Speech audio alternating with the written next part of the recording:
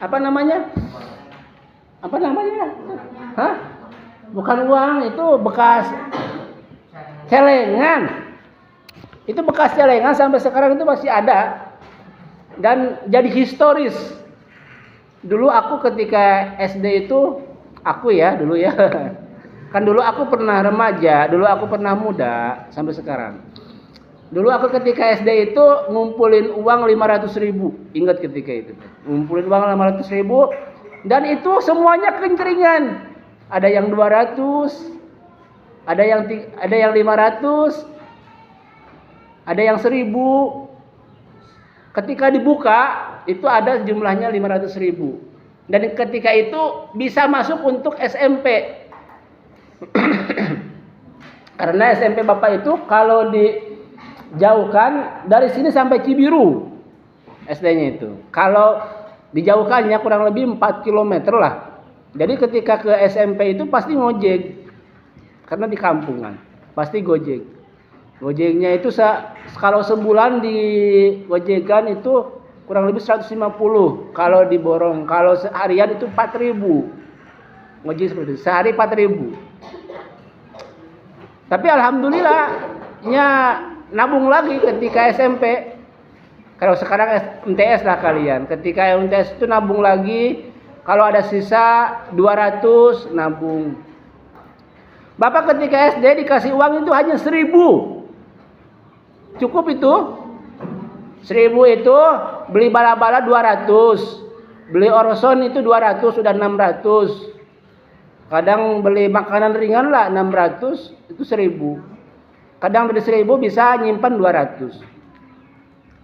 Tahun berapa itu? Tahun 2000. Kalian udah lahir belum? Hah? Udah lahir belum tahun 2000? Tahun 2000 Bapak SD kelas 1. Ketika itu teh. Ya nabung. Kuncinya nabung. Nabung itu untuk belajar menyimpan. Tapi kalau sistemnya udah kalian belajar usaha, bukan nabung. Tapi kalau kalian belajar investasi. Investasinya misalkan diusahakan lagi sama orang tua. Kalian misalkan punya tabungan 100, 200. Bilang ke orang tua, "Mah, bisa nggak ini diputarkan lagi supaya menjadi besar?" Gitu. Bilang ke orang tua. Atau didagangin seperti Kalisa. Ya. Jadi Bapak belajar mandiri. Makanya ketika SMA itu dari orang tua sedikit. Ketika SMA, ketika perguruan tinggi masuk kuliah itu biayanya mandiri. Bahkan ketika S2 itu tidak sama sekali dari orang tua.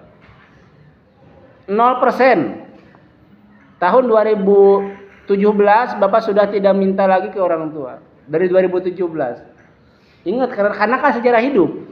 Kita akan mengingat sejarah hidup kita. Nanti misalkan Nafisa akan mengingat sejarah hidup kamu seperti gimana. Pasti ingat itu. Karena di masa-masa sulit itu akan menjadi sebuah kenangan untuk diri kita. Makanya ini sedikit renungan ya.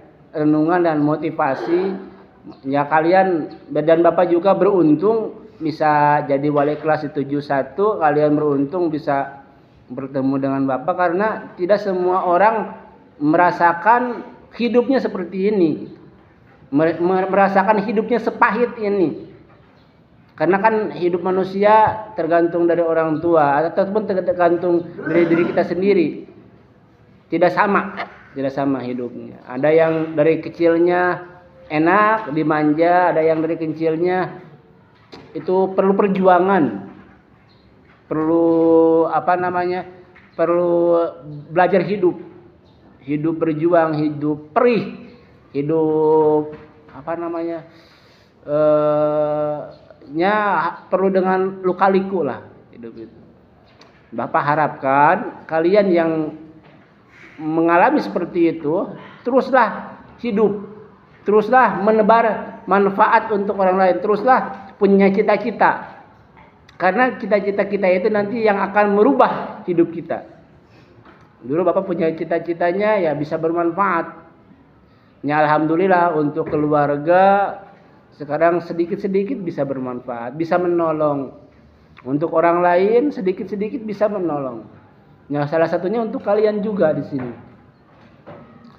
Bisa menolong dalam artian karena kan hidup manusia 2 atau 30% itu dari orang lain. 6 sampai 70%, 60 sampai 70% itu dari diri sendiri. Contohnya gini. Saya harus berubah, saya harus berhasil, saya harus sukses.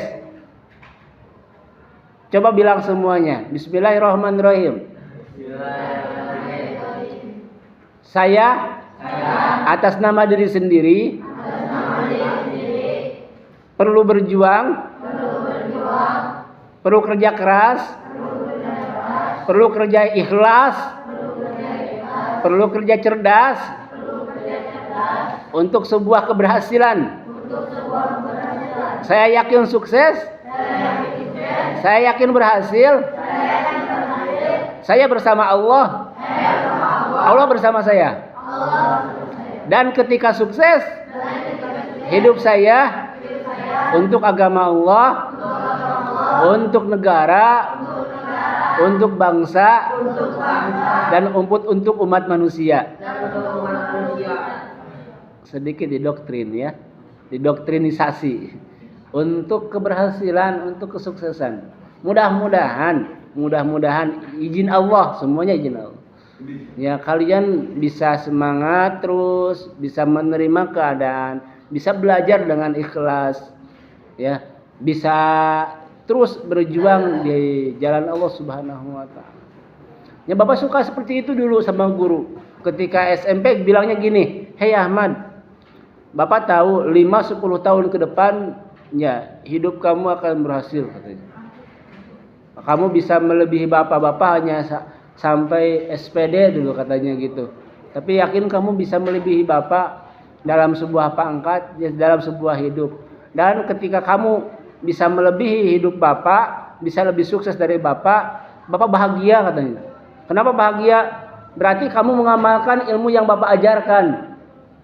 Gitu. Tetapi kalau misalkan kamu tidak bahagia, kamu sengsara hidupnya, berarti kamu tidak mengamalkan ilmu yang bapak berikan.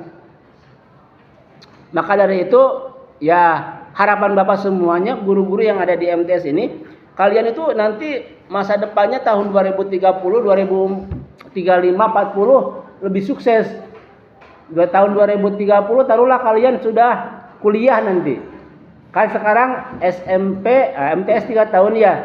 2025, 2026, 2027.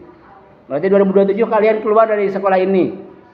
2028, 2029, 2030 kalian 2031 nanti keluar dari SMA. Nah, 2032 kalian bisa kuliah nih. Ya, karena tahapan pendidikan kan tidak sepoe, tidak sehari, betul enggak? Beberapa tahun. Nah, makanya dari sekarang sok tunjukkan sambil kalian misalkan cari ilmu, sambil kalian berusaha, sambil kalian belajar, jualan, tunjukkan untuk diri kalian sendiri, untuk orang tua kalian, untuk Allah. Nah, sekarang mah gampang ya, ingin jualan gampang kan? Ada media sosial kan, tahu TikTok kan? Bisa affiliate ya? Bisa affiliate, bisa branding tuh di TikTok. Ada juga IG kan, bisa jualan nanti di IG. Yang anak keluar, kalau yang anak kobong, anak pesantren, ya fokus dulu di pesantren. Fokus dulu. Karena kalian kan sama orang tua kalian suruh mencari ilmu agama yang mendalam. Siapa tahu kalian jadi ustaz, udah jadi kiai, tokoh masyarakat. Bermanfaat itu. Ya, manfaat sekali. Hidupnya jadi cerah, mencerahkan umat manusia. Ya. Untuk sementara itu dulu motivasi, sedikit motivasi dan renungan untuk kita semuanya. Bapak bahagia sekali, bahagia bisa bertemu dengan kalian, bisa jadi wali kelas kalian, bisa membimbing kalian. Tapi selain itu juga Bapak minta maaf dari segala kekurangan, kehilapan, dan juga kekurangan ilmu mungkin ya dalam membimbing, membina, merawat, memotivasi, mendorong. Setiap manusia itu ada kekurangan, ada kelebihan. Ambil yang lebihnya, tinggalkan yang kurangnya. Ambil yang baiknya, tinggalkan yang jeleknya. Itu saja untuk sementara renungan kali ini. Untuk selanjutnya kita lanjutkan dengan absensi terlebih dahulu.